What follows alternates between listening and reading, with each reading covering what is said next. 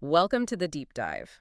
This is where we take complex information, often from multiple places, and really try to distill it down into what matters. Exactly. We look for those key insights, maybe some surprising connections, and figure out, what it actually means for you. And today we're jumping into a pretty significant cybersecurity event. It really highlights how connected everything is now, especially when you rely on, well, other companies for IT services. That's right.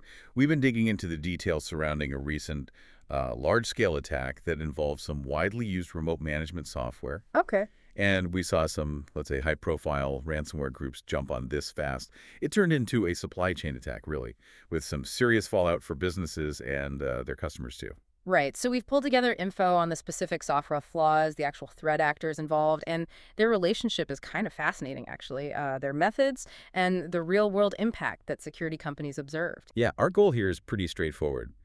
Unpack this whole incident, piece by piece, figure out how it happened, who the main players were, and I think critically, why this matters to, well, pretty much anyone using managed IT services or just worried about supply chain risks. Which is probably most businesses these days.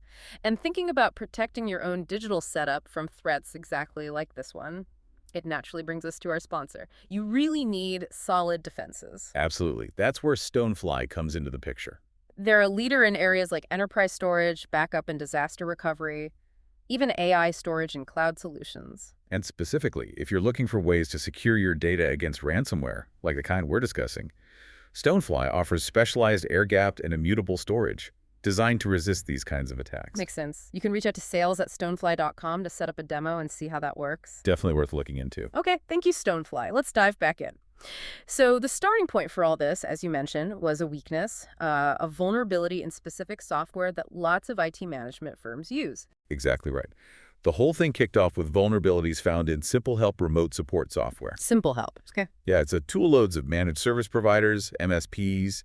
It's how they get into customer systems remotely to manage things, fix problems, provide support. So it's kind of like the master key an MSP uses to get into potentially dozens, maybe hundreds of different client networks. Yeah. And those keys weren't very secure in some versions. That's a really good way to think about it, yeah. Security researchers found some pretty serious flaws in SimpleHelp versions 5.5.7 and anything before that. Okay. Specifically, there was a chain of 3 vulnerabilities they could string together. 3 of them. Yeah. 2 were CVE-2024-57727 and CVE-2024-57728. Those involve path traversal and arbitrary file upload. Okay, path traversal. That sounds like getting outside the fence, digitally speaking. Pretty much. It lets an attacker potentially read files or directories they absolutely shouldn't have access to. And arbitrary file upload. Well, that means they could put their own files, like malware, onto the server. So those are bad enough on their own. Right, but it sounds like the third one, CVE 2024-57726, was maybe the real kicker. Oh, absolutely. That was the critical one. It allowed someone with just a low-privileged technician account, someone who should only have very limited access within SimpleHelp. They could exploit this bug to create API keys with way too many permissions. Essentially, they could boost their own privileges right up to become a full server administrator. Wow. So a basic user could just make themselves the boss of the whole MSP's SimpleHelp server. That's like giving the intern the keys to the CEO's office and the company bank account. Precisely, and the severity score reflects that. CVE 2024-57726 got a critical rating, 9.9 out of 10 on the CVSS scale. 9.9. That's basically screaming, fix me now, isn't it? It is. It means it's super serious, easy to exploit over the network, doesn't need high privileges to start, no user interaction needed, and importantly, it has a massive potential impact on confidentiality, integrity, and availability. Just really bad. Okay, so the good news, I guess, is that SimpleHelp did patch these. You said versions 5.3.9, 5.4.0, and 5.5.8 came out in mid-January 2025 with the fixes. That's correct. The patches were made available, but, and this is where it gets concerning, it really highlights a major challenge. Oh. The speed. Threat actors started actively exploiting these patch vulnerabilities almost immediately.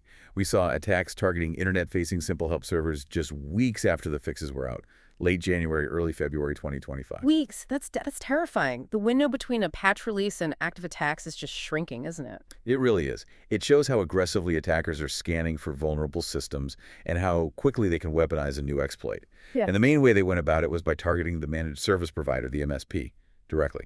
So they didn't necessarily try to breach, say, the retailer or the hospital directly first.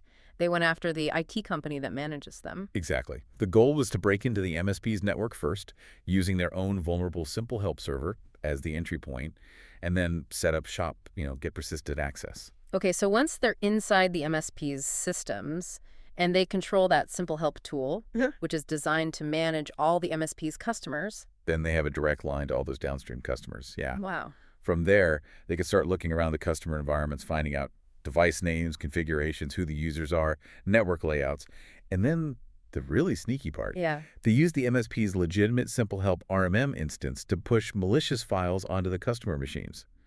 Things like a SimpleHelp installer that secretly had malware bundled with it, or even just directly deploying ransomware encryptors. So they basically hijacked the MSP's own trusted software distribution system. It looks totally legitimate, like an update from your IT provider, but bam, it's actually the attack payload. Precisely.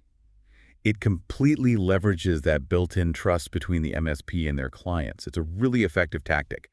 Compromising that trusted intermediary gives attackers a massive advantage. Okay, so who are these attackers? Who's capable of moving this quickly and pulling off this kind of, well, sophisticated supply chain attack? Two names keep popping up in relation to these incidents: DragonForce and Scattered Spider. DragonForce. I feel like I've heard that name before in ransomware news. You probably have. DragonForce ransomware group has been around since mid-2023.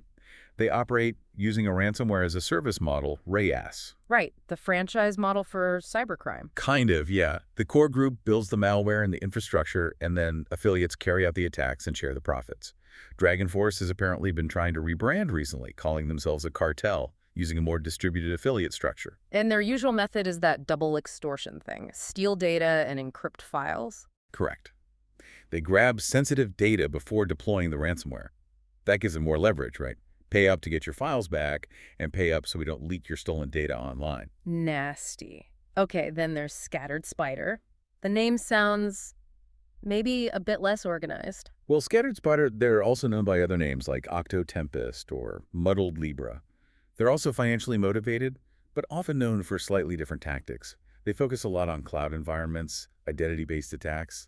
They're really good at social engineering and exploiting vulnerabilities to get that initial way in. So how do these two groups fit together in this SimpleHelp scenario? They sound kind of different. Well, the evidence is pointing towards a sort of collaborative relationship. It looks like Scattered Spider might be acting as an initial access broker, or maybe a specialized partner within the DragonForce RAS ecosystem. An access broker, like they specialize in breaking in. Exactly.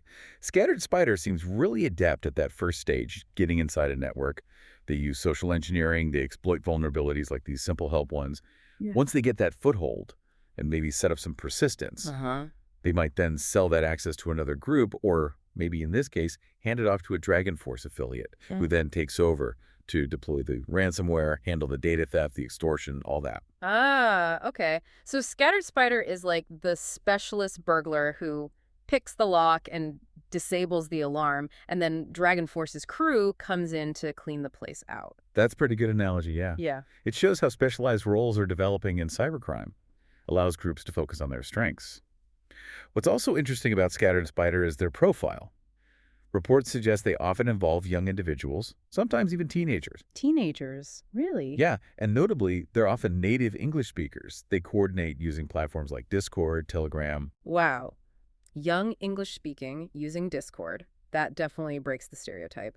And being native English speakers probably makes their social engineering much more convincing, right? Absolutely. They use things like phishing SMS, Telegram calls, actual voice calls. SIM swapping is another big one, tricking mobile carriers into giving them control of a victim's phone number, and MFA fatigue.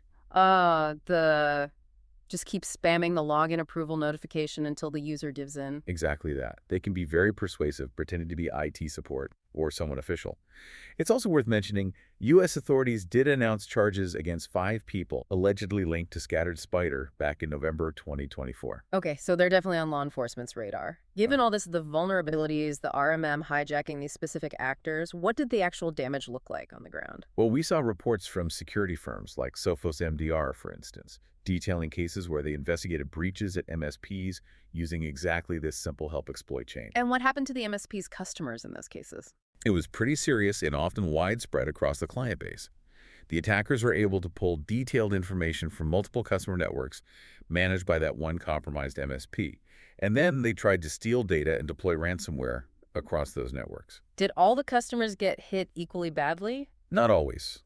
In one specific incident Sophos looked at, there was a customer using their MDR and XDR services, advanced detection and response. Right. On that network, the attack attempts, both the ransomware and the data theft, were actually detected and blocked. Ah, so having those defenses made a difference. It did in that case. But other customers of the same MSP who maybe didn't have those specific security layers in place were successfully hit. They suffered both ransomware encryption and data exfiltration. That's a stark comparison. Really shows the value of layered security, especially when your MSP gets breached.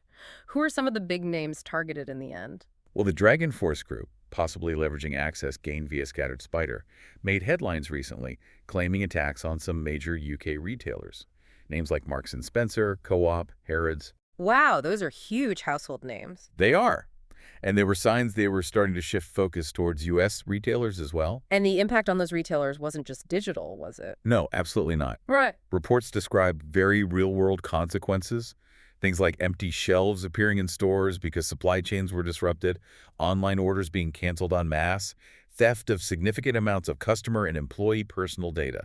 Ooh. Companies having to force password resets for everyone, taking critical systems completely offline just to stop the bleeding, to prevent the ransomware spreading further. Yeah, it definitely crosses the boundary from just an IT problem to a fundamental business crisis. Disrupts everything. Totally. And it really hammers home why MSPs are such attractive targets. Hitting one MSP gives you that one-to-many attack vector. You breach one company, you might get access to hundreds. And using their own RMM tool like SimpleHelp is the perfect way to execute the many part of that attack, delivering malware disguised as legitimate activity. Right. So if we just connect all those dots, you've got the initial software vulnerability in SimpleHelp, leading to an MSP getting compromised. Right. Then the attackers use that access to snoop around the customer networks, steal data. Perform reconnaissance. Yeah. And finally, they use the MSP's own RMM tool as a launchpad to deploy ransomware and carry out double extortion on those downstream customers. That's the chain. Exactly. It's a classic, if sophisticated, supply chain attack. Compromise the trusted supplier to get to the real targets. And you mentioned other security firms saw this happening too. Yeah, absolutely. Companies like Field Effects also reported observing active exploitation of these same SimpleHelp vulnerabilities around that time. They saw attackers using it for initial access, setting up persistence, doing things like network mapping, creating rogue admin accounts, deploying tools like the Sliver framework or Cloudflare tunnels. Right, those are tools to basically stay hidden and maintain access once you're inside. Exactly. Yeah. Standard post-exploitation tactics. Setting up backdoors, command and control channels, all signs pointing towards preparation for a larger attack, like ransomware deployment. And again, all this activity, this exploitation, happening just weeks after the patches were released. That speed is just striking. It really is. It underscores the critical importance of patching fast. It's not theoretical anymore. Attackers are waiting and ready to pounce the moment a vulnerability is disclosed and maybe even before a patch is widely deployed. Both the U.S. and U.K. governments even put out alerts about these specific SimpleHelp flaws being actively exploited in February 2025. Highlighting just how serious and immediate the threat was perceived to be, and that connection you described between groups like Scattered Spider, maybe doing the initial access, and DragonForce doing the ransomware part, that really shows how cybercrime is evolving, doesn't it? More specialization, more collaboration. It really does. It points to a maturing ecosystem. It's less about one lone hacker trying to do everything and more about these collaborative networks, specialized roles, using things like RANS platforms to scale their operations and share the profits or risks.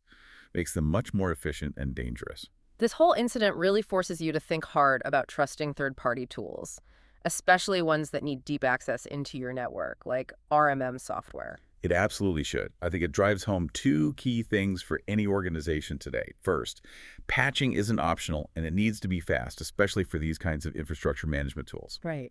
And second, you absolutely have to understand and continuously vet the security posture of your third-party providers, like your MSP. Because as this shows, their security weaknesses can very quickly become your security breaches. Yeah, if they get hit through something you had no direct control over, you're still the one dealing with the ransomware or the data loss. Precisely. It really demands a critical look at the trust we place in these essential relationships and the powerful tools they use. Which kind of leads us to a final thought for everyone listening, something to mull over. In this world where everything's connected, where we lean so heavily on these third-party tools and services that have, keys to the kingdom-level access, how do we even begin to measure, let alone manage, the potential ripple effect when just one link in that chain fails? What does an incident like this really tell us about the trust we put in the software that runs our infrastructure? It's a huge question. No easy answers, unfortunately, but it's definitely one that every single organization needs to be grappling with right now. Seriously. Definitely a lot to think about there. And, as we've been talking about protecting critical data from these complex attacks that can come from places you might not expect, like a trusted partner, it's a good moment to circle back to our sponsor, Stonefly. Yeah, Stonefly, as we mentioned, leader in enterprise storage, backup, DR, AI storage, cloud solutions, providing those secure foundations. And if the thought of ransomware getting pushed through a trusted tool keeps you up at night, well, having a really solid backup and recovery plan is crucial. That includes things like air-gapped and immutable storage, the kind Stonefly specializes in, which is designed specifically to counter these modern threats. Absolutely essential layers of defense. You can contact sales at stonefly.com to schedule a demo, see how their solutions fit your needs. Well worth checking out. Thank you again for joining us for this deep dive. This was, illuminating, even if it's a bit concerning. Yeah, it was important to really break down the mechanics of this one, I think. Absolutely. We'll be back soon with another deep dive, digging into the information that shapes our world.